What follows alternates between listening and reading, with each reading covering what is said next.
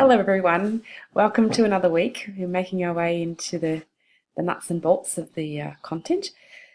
Well, I've had a lovely weekend. I just thought I'd share with you. I've had the opportunity to host a family from Ireland from Friday down to Sunday, and they had a 2-year-old. So we've just been so lucky to have a little person in our house. So now that they've gone, calm has restored and it's quiet in here. So, anyway.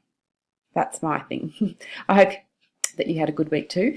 If you're in Melbourne, you had the chance to be in the sun yesterday, which was nice, but we've returned back to the normal wintry weather today. Anyhow, I'm just going to spend some time taking you through the week.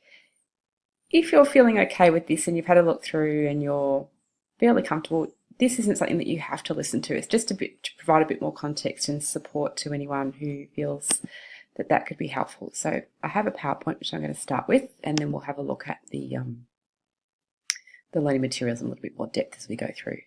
So it's our week 4. These are our learning objectives, which are in a couple of places for you to refer to. I won't read through them, but they're there for you to just to keep the context of the assessments and the materials and the content and the activities. So that's what we're aiming for you to achieve and have a good idea of. So the overview, we're setting the scene for some of the key concepts and strategies needed to round out the expectations of Assessment 1 and the skills and understandings that can be drawn upon when understanding Assessment 1B and then later on into Assessment 2. So tying it all together. Some tips. So there is a lot in the week and it could be somewhat overwhelming because it does chop and change just a little bit, but just to give you an idea that the context is also a layer above the classroom. So it's working with teaching teams and professional learning communities, PLCs, and that's something that you, if you haven't had the experience of, will certainly get to do once you're in schools and working away in your roles, because teaching is no longer an independent activity. We work with groups of people to get the best outcomes for our students. So yeah, just to remember that in a school setting and as a graduate, you'll be very supported and expected to do what's within the scope of your professional standard. And hopefully that includes an extra hour or 2 of planning time that you'll certainly need. I do suggest that you spend some time focusing on the PLC and the school level planning approaches. There's some really good videos there for you to have a look at of expectations and examples of practice. And then there's also the DEFOR questions and a link to a video there. So please make sure that you watch those and it'll give you some further background about how these things all come into play. So what the 4 PLC questions are, this comes straight from the learning materials, is what do we want students to learn? How do we know students have learnt it? What do we do when students don't learn it? And what do we do when students learned or already know it?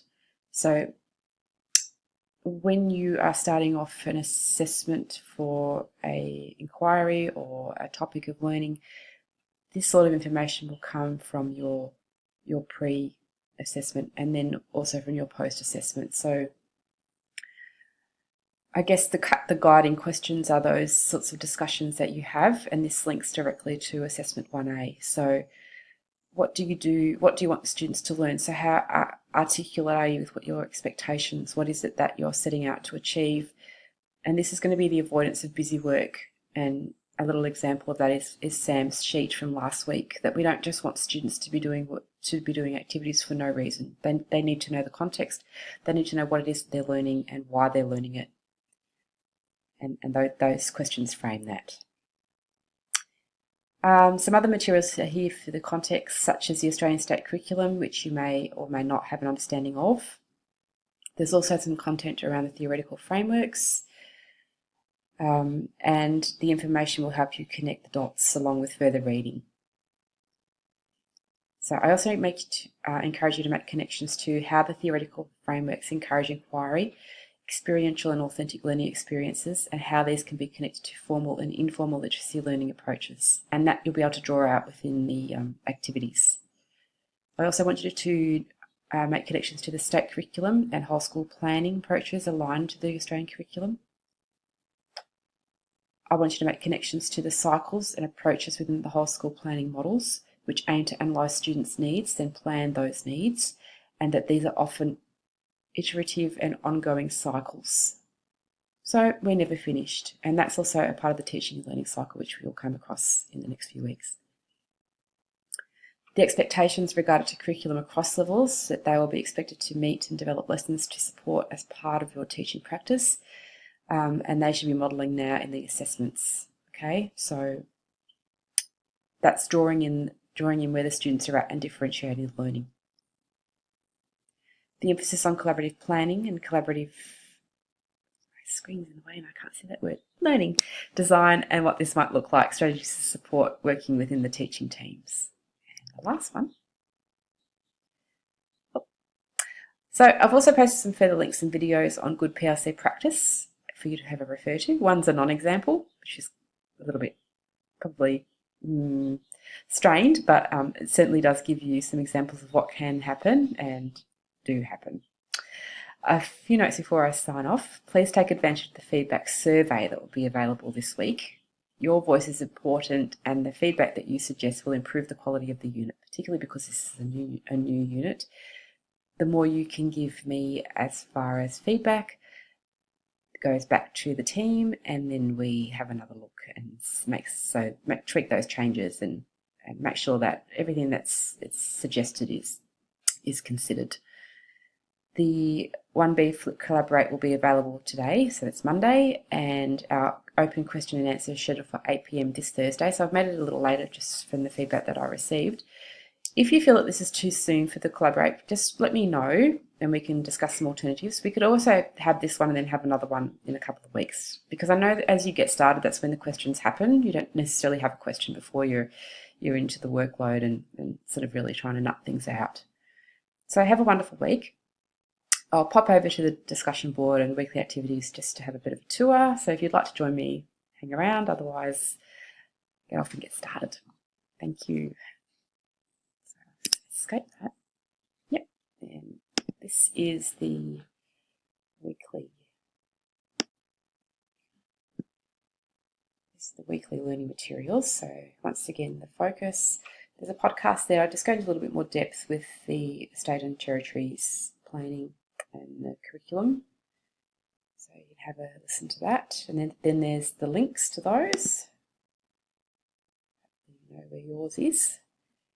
Here are the whole school level and the 4 questions that we just had a look at, and this video with Rebecca Dufour, which is fairly self-explanatory, so please take some time to listen to those. This is an example of a engagement with curriculum and the learning design process. I just want to take you down to the reading. Okay, this one here is worth a read. This was something that this was something that came out to our whole network a few years ago, and all teachers were required to read this document, and then we came back to a staff room to talk about what we thought and how this impacted on our teaching and learning cycles, and also our collaboration within our teams. And it was a good opportunity to actually reset and develop some effective goals within our teaching collaboration. So that's something worth having a look at too. Often schools will have a PRC for literacy, a PRC for numeracy, a PRC for wellbeing. So they're your sort of, and the teams within that would be made up of different year levels. And then you'd have your teaching team as well, which you'd bring that information back to, and then the staff meeting. So hopefully the collaboration within the schools that you've been in has been effective and that you've had this experience already. I was going to take you through to the learning activities. This one this week is a little bit different. And I know that Melissa's popped in already. So here you're going to nominate yourself into a group over into the wiki. So if you could just join, I've set up some teams, and I know that one of our assessment teams is using that as a collaboration. That's fine. Just if you could join a group and then work through the activity here, and then one of you will post your thoughts during the week. So that would be excellent if you could have a go at this. And it could be something for your feedback survey as well. If this is something that you really think doesn't work, can you please let us know? And if you think it's something that's, a little bit different and takes a step away from the old question and answer and respond, if you like this idea, let me know that too, so we can, look at the balance of what people's thoughts are. And if you have a look in the wiki, I know Mel, you're wonderful. She has popped in on the weekend and got things started. So here's the week 4 activity. Mel's popped her name there. So if you could just join her and then get the conversation going, that would be wonderful. Okay, I'm going to leave it at that. Thank you for your time. Once again, have a wonderful week. Keep posting. I will talk to you on Thursday if you have a chance to hop onto the Collaborate. Great. Thanks again.